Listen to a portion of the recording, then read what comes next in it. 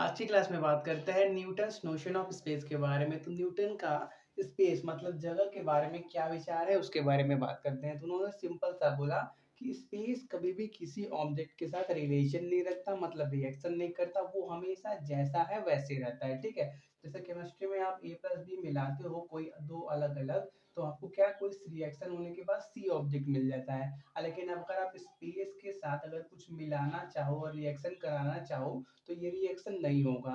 ये क्या यक्स वैसे का वैसा ही अलग मिलेगा आपको और स्पेस आपको अलग का अलग ही दिखेगा। ठीक है, तो ये वो बात करी इन्होंने स्पेस के बारे में। फिर उन्होंने क्या किया, स्पेस की कुछ इंपॉर्टेंट प्रॉपर्टीज की बात करी। ठीक है, तो देखो पहला इन्होंने प्रॉपर्टी बोला कि स्पेस कैसा है आपका 3D है। क्या space is 3D, space is 3D।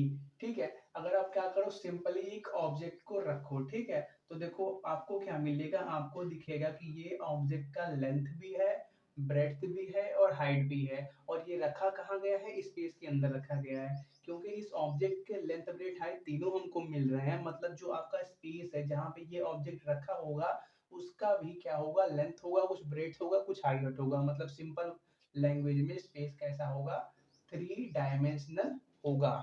इसलिए फिजिक्स के अंदर जब किसी ऑब्जेक्ट का लोकेशन दिखाना होता है तो हम क्या करते हैं, 3 कोऑर्डिनेट सिस्टम का यूज करते हैं, एक्स वाई जेड। और उस पॉइंट का अगर कोई लोकेशन दिखाना है तो उसको x comma y comma z से डिनोट करते हैं। तो फिजिक्स के अंदर किसी बॉडी के पोजीशन को हम एक्स वाई जेड कोऑर्डिनेट या सिलेंड्रिकल कोऑर्डिनेट, जो हमने मैथमेटिकल फिजिक्स में एक पढ़ा है कि एक आपका पोजीशन दिखाने का तरीका होता है cylindrical coordinate system, r theta theta और फाई से हम क्या करते हैं, ऑब्जेक्ट को पोजीशन को डिनोट करते हैं। ठीक है, तो देखो ये सभी क्या बताते हैं कि स्पेस कैसा है, 3D है।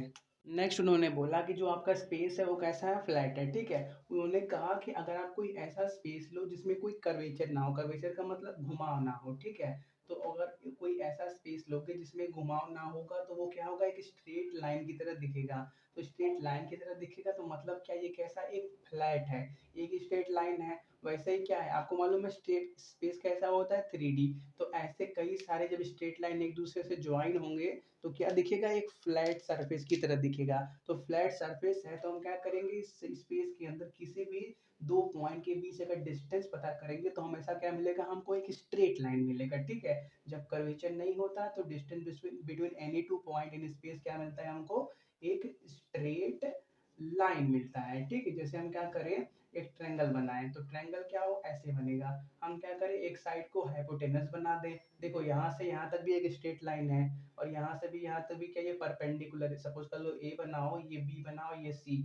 ए बी एक स्ट्रेट लाइन है, बी सी एक स्ट्रेट लाइन है, ए सी एक स्ट्रेट लाइन है।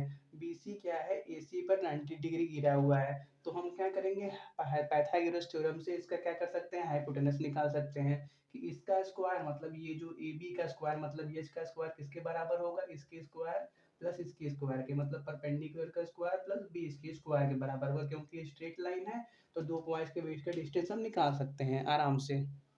नेक्स्ट बात करते हैं, नेक्स्ट उन्होंने बोला स्पेस इज होमोजीनियस। देखो एक बॉडी लो, उसके अंदर कोई प्रॉपर्टी मेजर करो, अगर वो प्रॉपर्टी कोई भी प्रॉपर्टी हर जगह पूरे बॉडी के अंदर सेम आए तो हम क्या बोलेंगे कि वो बॉडी कैसा है, होमोजीनियस है, मतलब उसके हर जगह अंदर कोई प्रॉपर्टी हर जगह सेम आ रही है। ठीक है, तो वैसे ही आपका स्पेस होता है। उन्होंने बोला कि अगर आप क्या करो, एक एक्सपेरिमेंट इस कोऑर्डिनेट सिस्टम में करो, एक्स वाई जेड बना दो और एक एक्सपेरिमेंट करो इसके अंदर। ठीक है, सपोज कर लो कोई एक्सपेरिमेंट है जिसका रिजल्ट कुछ आया। ठीक है, और फिर क्या करो, आप इस कोऑर्डिनेट सिस्टम को ट्रांसलेटरी मूव करा दो। ट्रांसलेशन मोशन का मतलब आगे या पीछे एक डायरेक्शन में। ठीक है, जैसे बॉडी ये बॉल यहाँ पर है तो उसको यहाँ पे आगे की तरफ या इधर की तरफ मूव करा दोगे तो उसको बोलोगे ट्रांसलेशन मोशन। ठीक है, तो देखो इसको क्या करो, हल्का सा मोशन करा दो। सपोज कर लो हमने यहाँ पे आगे कर दिया इसको। ठीक है, तो ये आपका ओ डैश बन गया, यहाँ पे ये एक्स डैश हो जाएगा, यहाँ पे ये वाई डैश